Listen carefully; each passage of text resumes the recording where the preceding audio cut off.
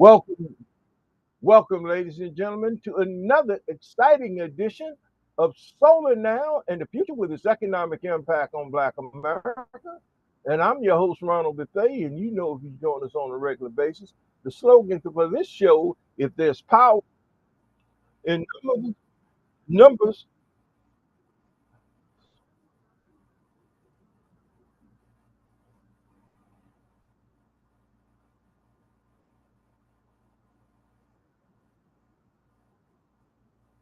power in numbers, then the positive change purchasing cooperative LLC captures that power for your financial benefit. The Positive Change Purchasing Cooperative LLC serves as an economic blueprint for renewable energy companies, both large and small, along with increasing market share for African and African American owned renewable energy companies to address the high energy costs at our historically black colleges and universities and to utilize back on farmlands and HBCU campuses to develop capacity and initiatives for renewable energy projects. Ladies and gentlemen, this is a very, very exciting edition of Solar Now and Future with its economic impact on Black America. And I'm your host, Ronald Bethea, and you know if you join us on a regular basis, the slogan for this show, if it's powers, if if there's power in numbers, the Positive Change Purchasing Cooperative LLC captures that power for your financial benefit. Ladies and gentlemen, we don't have a scheduled guest today, but we have a very, very, very exciting show.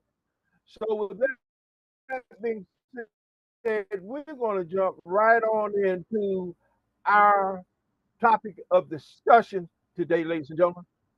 We're talking about looking at legislation that has recently been passed the House. This show and this topic surrounds the what we refer to as Trump's big brutal bill, which will hurt clean energy, boost fossil fuels, and end the investment in environmental justice.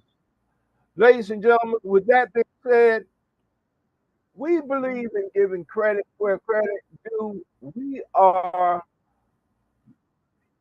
looking at an article that was done in Inside Climate News which, Weekly. We are a news show that dedicates our energy to educating the African and African American community around what is going on, the policy and legislative side, and we follow the money on this platform. This specific article, ladies and gentlemen, was had several contributors to this article. Mrs. Anne Marina Lavelle, Aiden Hughes, Amy Green, Archelina Martin, Dan Carcino, Georgina Gustus, and Jay Bolter, and Wyatt Maestro were contributors to this particular article that was just put out in the Climate News Weekly.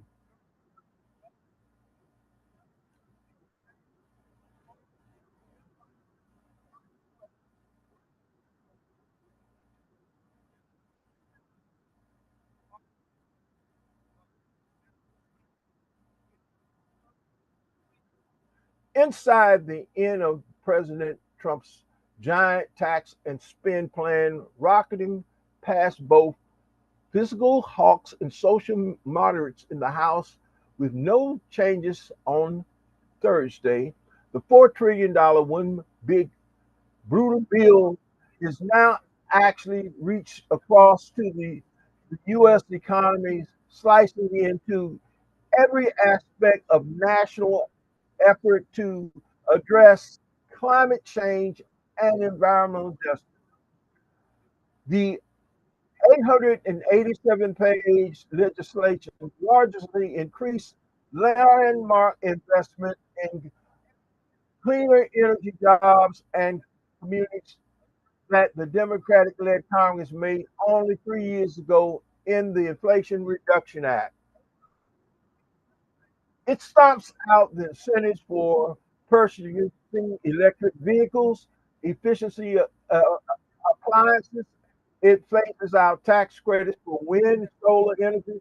It opens up federal lands and for water and oil, gas drilling, and increases its profitability while creating new federal support for coal. It ends a historic investment in poor and minority communities that bear the disproportionate of pollution burden, money that the Trump administration was already refusing to spend. It wipes out any spending on greening the federal government. President Joe Biden's team left the office expressing a confidence that this climate legacy was secure because most of the $132 billion in private investment in clean energy manufacturing by his program was going to Republican districts and states. Well, we found out that that backfired. But the Republican members of Congress who spoke out in favor of clean energy members to make decisive voting bloc in both the House and the Senate refused to hold up Trump's larger agenda for the cause. The strategy of insisting on one big, beautiful bill coupled with political threats against who would be foes, two of whom announced in the past week they would not seek re-election, turned out to be a winning strategy for Trump.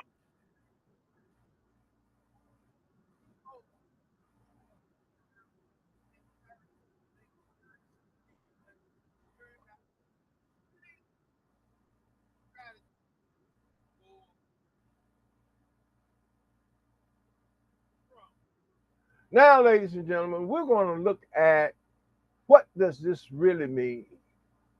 It means, ladies and gentlemen, that you're adding $4 trillion to the national debt is now is reached across the U.S. economy. We're going to look at the the 32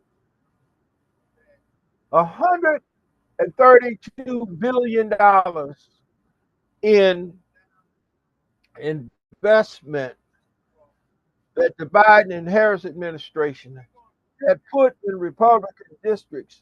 We are now looking at E2, which is a clean energy works, tracking new clean energy projects, expansion and production and announced across America. Now, with this, ladies and gentlemen, it breaks down who gets what and how much. So when we begin to look at this, it's the projects down by state projects, investments, and jobs. We're going to take a deep dive into all of this, ladies and gentlemen, on this platform today, Solar Now and the Future with its economic impact on Black America. So, with that being said,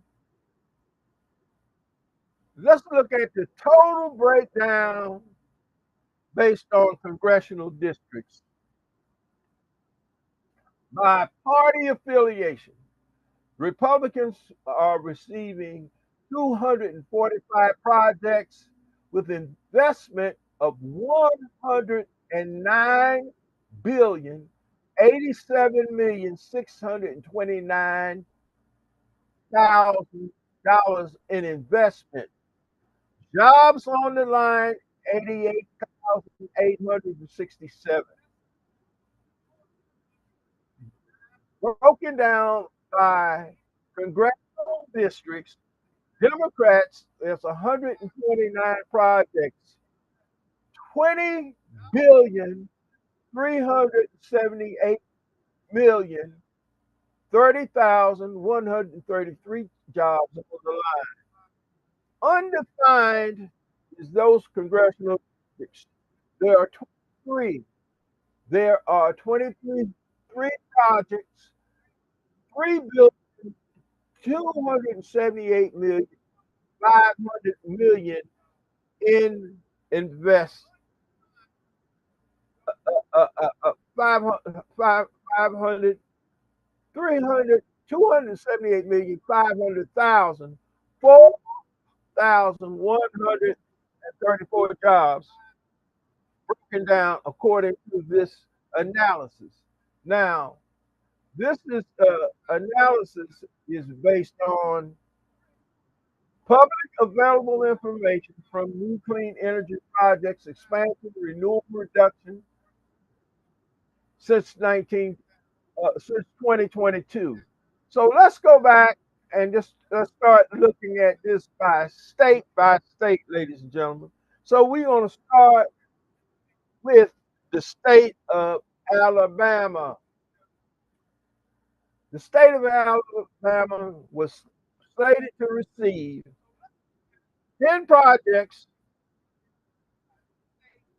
Investments in the state of Alabama would have totaled 2,819,200,000, 1,711 jobs at stake. State of Arizona, 13 projects, 6,775,000,000, 6,775,000,000, 3,200 jobs on the line. Arkansas, two projects, 250,500,000 jobs on the line. Let's look at the state of California. Look at Cali, y'all. 15 projects, 1,600,000,000, 810 jobs on the line. Colorado, 6 projects, 230,000, one, one, 100, 1,152 jobs on the line. Okay, for Colorado.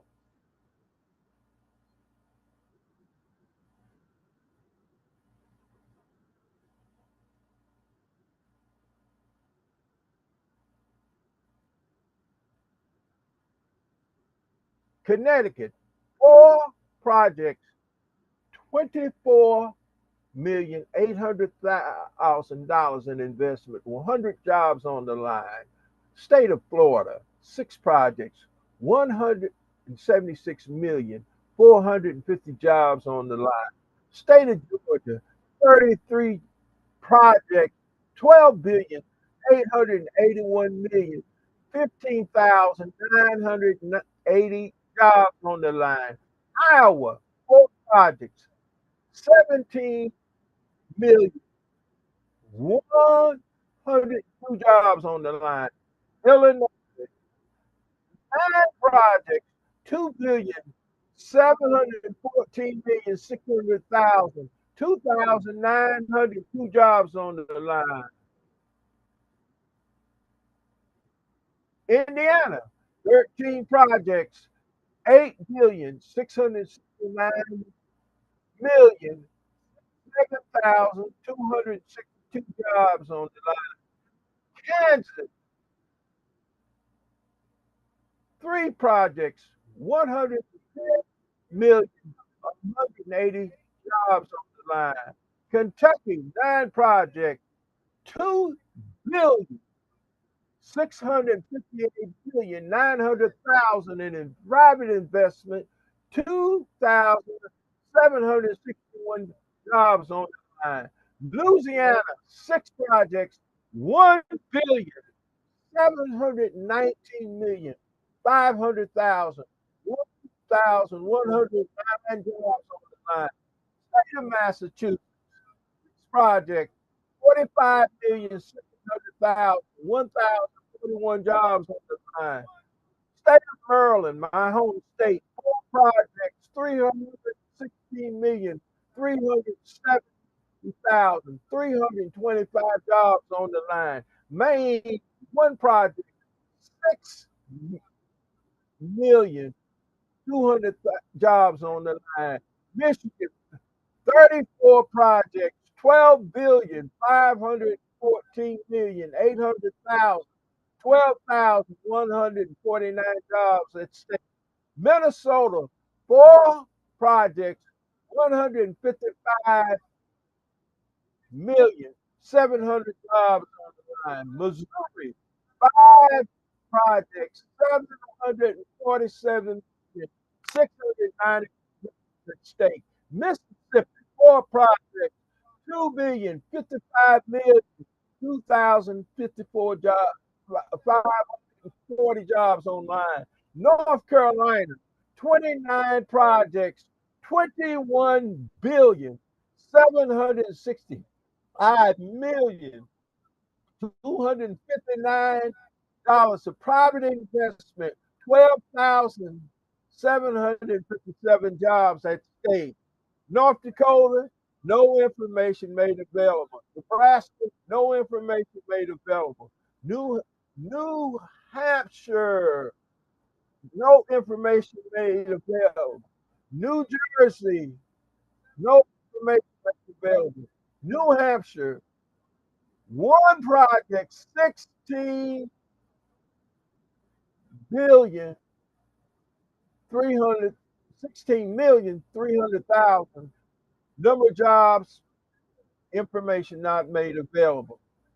New Mexico, seven projects, 2,185,000 in private investment, 185 million, 3,442 jobs at stake. That's 3,442 jobs.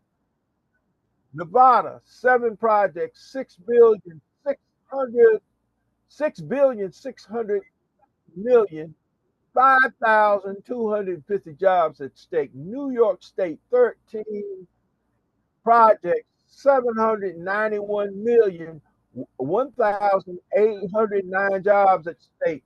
Ohio, 19 projects, 7,093,300,000 in private investment, 4,934 jobs at stake. Oklahoma, five projects, 4,270,000,000, 1,310 jobs at stake. Oregon, you have two projects, 43 million, but it doesn't provide the number of jobs. Pennsylvania, four projects, 126,100,000, 427 jobs at stake. Puerto Rico, one project, investment not available, 800 jobs. Rhode Island, no information made available. South Carolina, my home state. That's interesting to me. 32 projects, ladies and gentlemen. 14 billion, 492,500,000 investment. 14,183 jobs at stake. 14,183 jobs at stake.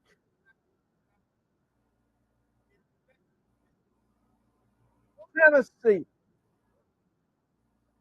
25 projects, 5,603,800,000 in private investment.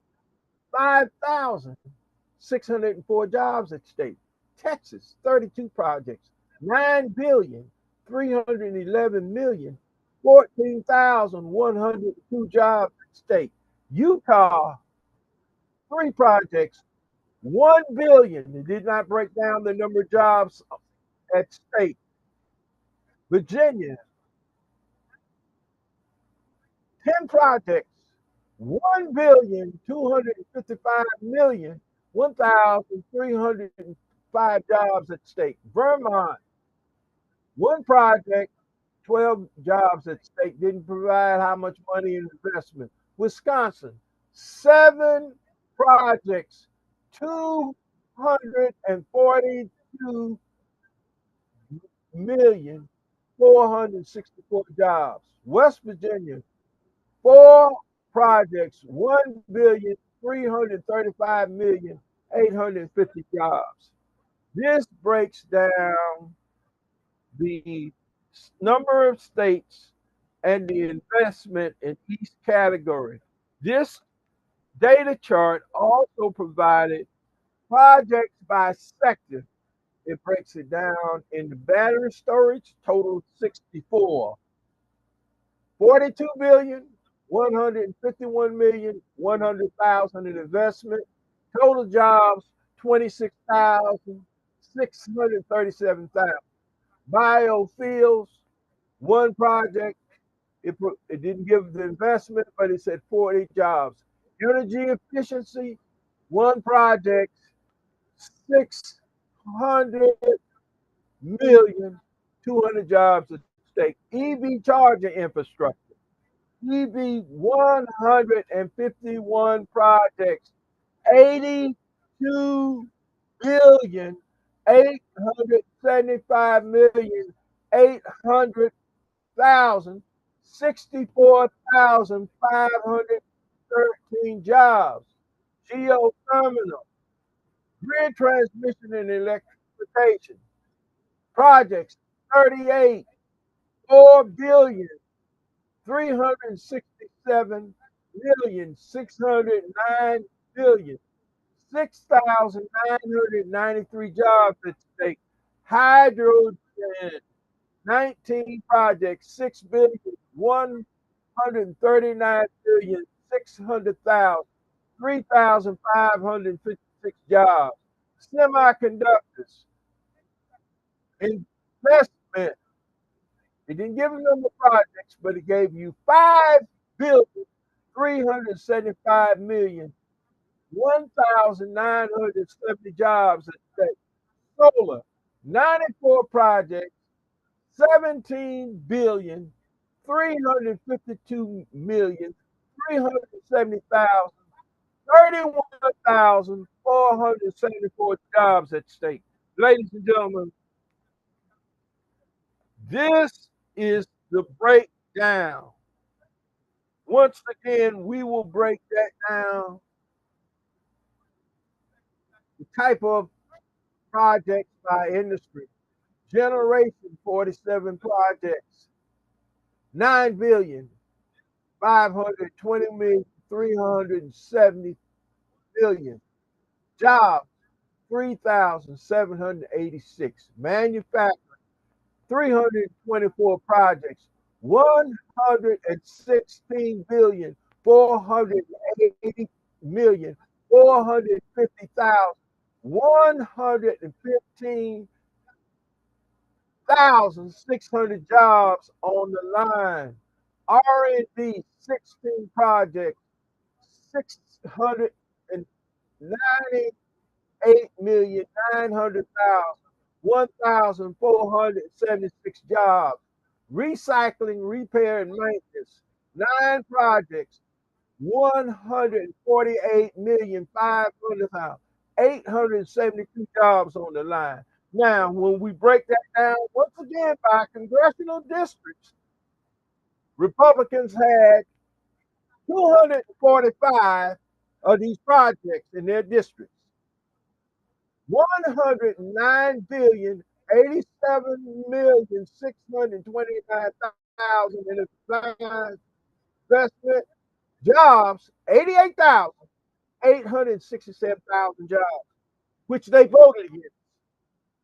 Democrats 129 projects, 20,378,000,000, 30,133 jobs on the line. Undefined 23 projects, 3,378,500,000, 4,134 jobs on the line.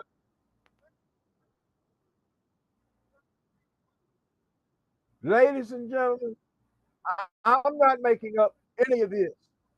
This is what we are dealing with the passage of this legislation that passed the House and and Trump signed into law on July the 5th. We are in deep waters, ladies and gentlemen. Now, we're going to look at another article that Mark Mariel from the Urban League just spoke about as it relates to the impact of this on poor and working class folk in this country. We are on a mission that we're going to drive the truth to power in this hour when we have so many people who don't understand that closed mouths don't get fed. Closed mouths don't get fed. Let me repeat myself. Closed mouths don't get fed. And I am not taking in it, and I'm calling everybody out. I'm call, closed mouths don't not get fed. Don't get it fed.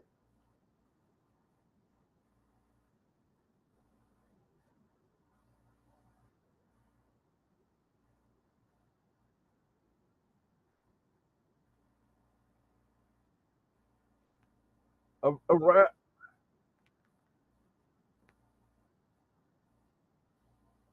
and we have to speak truth to power in this hour. And this is what the problem is. You have black folk who are afraid to speak truth to power in this hour. And that, but they are the ones who are supposed to be in leadership. So they are the ones who are trying to position themselves. They're playing the game as your local elected officials. But let's look at how the big, what they call ugly bill, targets the working poor. I call it,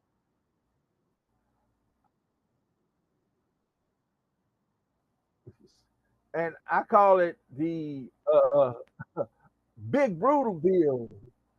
And this is this is re, this this is this is the reality that we're dealing with. This is the reality that we are working with, ladies and gentlemen. We can we can call it whatever we want to call it, but the fact of the matter is, this bill has been voted on and put into law, and whether we like it or not, we all gonna pay the and we gonna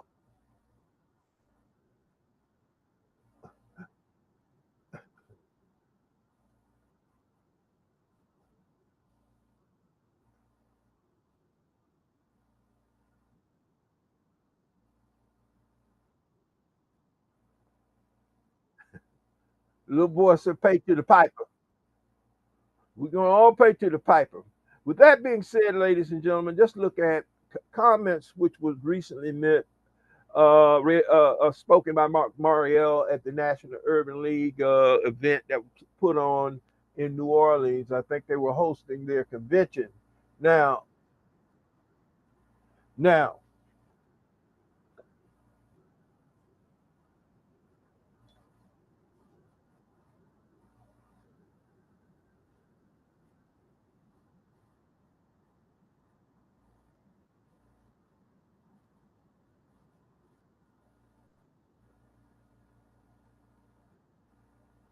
With that being said, ladies and gentlemen, overwhelming poverty is not a gesture of charity, it is an act of justice.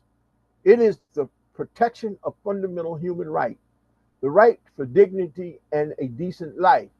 This was a quote by the great Nelson Mandela. I invite you to take a moment and reflect on the last time you received a medical bill in the mail.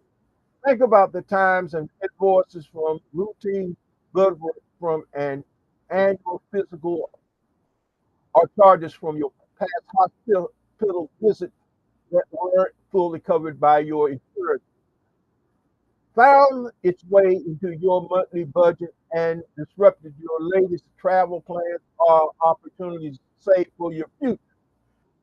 If that resonates with you in 2025, consider yourself fortunate. For 1 in 5 Americans and most half of the children in this country's healthcare costs are more than an interruption in the summer plans. They are the difference between eating and going hungry, and in some cases, life or death. When Senator Joni Ernest told her constituents that we are all going to die in a heated town hall meeting about millions of Americans that would lose health care coverage under the budget she supported, she wasn't lying. Healthcare economists from the University of Pennsylvania estimated that the original House bill health provision would lead to some 51,000 preventable deaths per year here in the U.S. The current Senate bill, therefore, the House increased Medicare cuts over $1 trillion. Over $1 trillion. In the bill that passes the Senate this week, the nonpartisan congressional budget found that 12 million or more could become uninsured by 2034. 71.4 million, that represents the number of Americans who enroll in Medicaid today. 41% is the number of children in the United States who are Medicaid as of January 2025. The cuts in this bill have framed as an attempt to tart fraud and in nearly 60 years old healthcare program promising to make enrollees responsible for receiving coverage by enforcing new work requirements, but with when 64% of enrollees who are physically able are work full time or part time already, according to KFF, this verdict is just a folder for conservative targets to conceive the uh, convince the public to support a piece of legislation that would make the top earners wealthy and force millions of to choose between health care and the dinner table. And for 42 million Americans who depend on supplemental nutrition assistance, better known as SNAP, they stand to lose both as the bill targets the programs that pay for tax credit for millionaires and billionaires to add $3.4 trillion to the national debt by 2034. Now, that is what we are talking about, ladies and gentlemen. We're talking about, simply put, this bill is just this it isn't just a disaster, it's an assault on working poor, according to the findings from the budget lab at Yale University. Bottom line, fifth of the earners who see annual tax income fall to the average of 2.3% within the next decade, while the top percent will see a 2.3% above, as reported by the New York Times.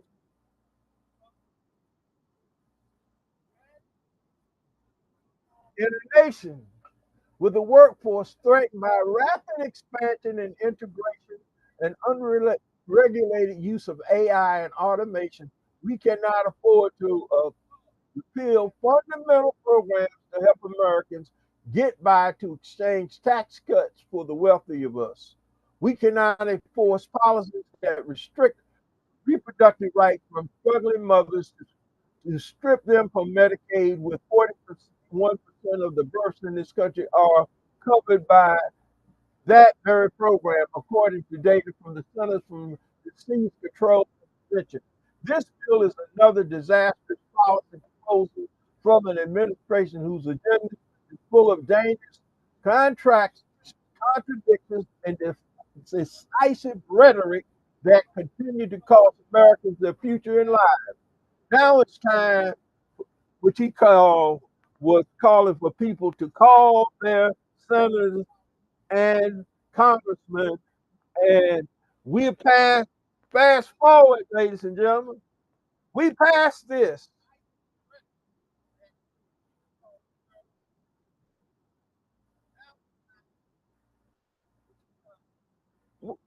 We are here.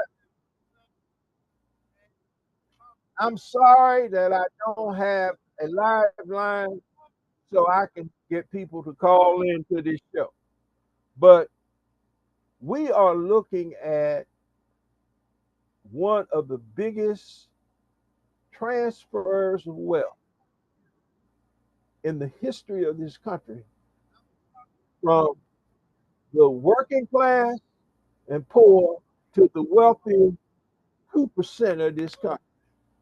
And there has been people beating the drum around this clarion call, trying to get people to understand this. So I get thousands of emails every day in my email box that are telling me about all of these issues. But my question to most of these organizations that are sending me this information is, can you please explain to me why 53% of white women, 61% of white men, 29% of Hispanics, and 16% of, of unaware, politically African American, which I would say bordered on the border of just pure ignorance of the facts of what's going to impact their own communities, voted for COVID 45 plus to the 30 felony count coming straight at you. I don't understand that math, but I do understand that we are now under this legislation, and we're all going to pay a very, very dear price. Now, with that being said, ladies and gentlemen, we've come to the end of another exciting edition of Solar Now and the Future with its economic impact on Black America. And because we have a few more minutes, I'm going to highlight some articles that I recommend that you go to our website at positivechangepc.com, and you take the time to see what we are work that we are doing here at the Positive Change Purchasing Cooperative, as we try to bring you news that you can definitely use. Now, if you click on our renewable energy on the news and events, and you click on renewable energy, you will find this. Okay, and we're going to step away for just a second.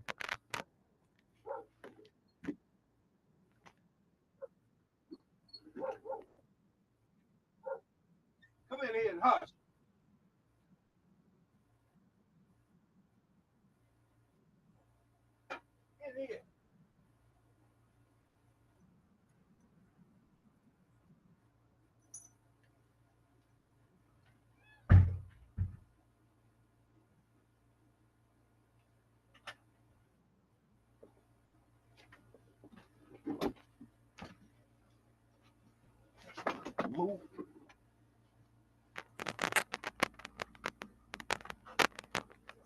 Welcome back, ladies and gentlemen, to Solar Now and the Future with its economic impact on Black America. And I'm your host, Ronald Bethea. And you know, if you join us on a regular basis, that the slogan for this show, if there's power in numbers, then Deposit to Change Purchasing Cooperative LLC captures that power for your financial benefit. As I indicated, ladies and gentlemen, under our news and events, we would uh, refer you to our news and events tab. You click on that, and we'll be able to share with you our blog. And under the lead off,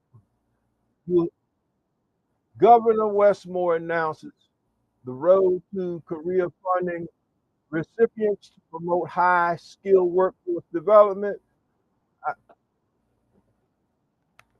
Unite for Economic Justice March on Wall Street, August 28th, 2025. This is a march being led by Reverend Sharpton in New York on Wall Street. And if you're interested in going up and participating in that, you can register right through this web portal here at news under our news and events tab. Also, July 4th, ultimate act of patriotism is calling for reparations. This is an article by Richard E. Besser, which was and Ryan Haygood, which was published in Word in Black. I felt was a very, very interesting article that you would be interested in reading. This is another article I strongly uh, recommend that you look at. Now, this particular article was authored uh, in the Feed, which is an online article uh, uh, article news blog, and this this was written just recently, and it talked about the flood in Texas, and it was entitled "Trump Drowned His Own Supporters," and it talks about here's what no one wants to say about out loud. These deaths are policy choice, so you can read the information. Trump, backed by the same climate denying Republicans who now call these floods unforeseeable, slash flood funding, slashed funding for the National Ocean and Atmospheric Administration, NOVA, and the National Weather Service. These agencies are tasked with giving Texas a heads up before extreme weather took their homes and, in some cases, their lives. In 2019, the Trump administration proposed a $75 billion cut from the National Weather Service, including plans to eliminate hundreds of forecasters' jobs. Trump's budget cuts also threatens 17% of NOVA's funding, cutting critical satellite and storm modeling programs. Bureau meteorologists, outdated radar, slow warning, all while climate change and problems the GOP still refuses to call a crisis is ju- juicing storms into biblical scale uh, destruction. They are taking away life, boats, and blaming the ocean. Ladies and this is a very, very powerful, powerful article that you'll be able to find under our news and events. Let's be crystal clear. Scientists have known for decades that climate change is making rainfall more extreme. Texas, most intensive rains are now up 20% stronger than they were 50 years ago, thanks to warmer air holding more moisture. That's not politics, that's physics. And I'll end there. You can read the rest of this article for yourself, ladies and gentlemen. And this is a very, very powerful, powerful piece that has just been released on the Feed online news blog. You'll be able to find that under, okay? Now, you'll be able to find Trump's one big beautiful bill hurts clean energy, boosts fossil fuels, and investment in environmental justice. We did our show around this today, how the big ugly bill targets the working poor. We went into and shared that information on today's show. Senate passes HR1. Learn more about that and take action. 1 week left to apply for the Congressional Black Caucus Foundation intern deadline of July the 11th. So there's, there's quite a bit of information there under our news and events line. Senate Republicans drop economic environment wrecking ball on big oil oligarchs and denying coal barons cheer on.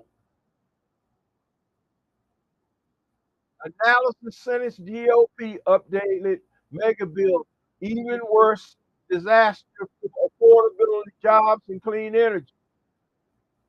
Chesapeake Bay programs say no to full membership for Virginia tribal nations for now.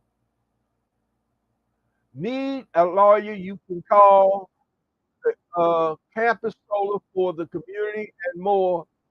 June, Office of the People's Council Connection newsletter from here in Washington, D.C. U.S. solar manufacturers seek a match rhetoric with reality. U.S. solar tax credit cuts the electric bills by 51 billion per year, says the Solar Industry Trade Association. Policy uncertainty leads to $1.4 billion cancel U.S. manufacturing investment in May. How batteries will unlock solar through potential.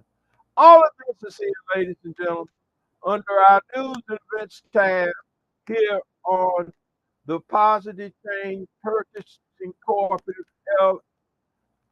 LLC under our news and events tab. So with that being said, ladies and gentlemen, we are coming to an end of another exciting edition of Solar Now and the Future with its economic impact on Black America. Before we go, ladies and gentlemen, we would like to ask this of you.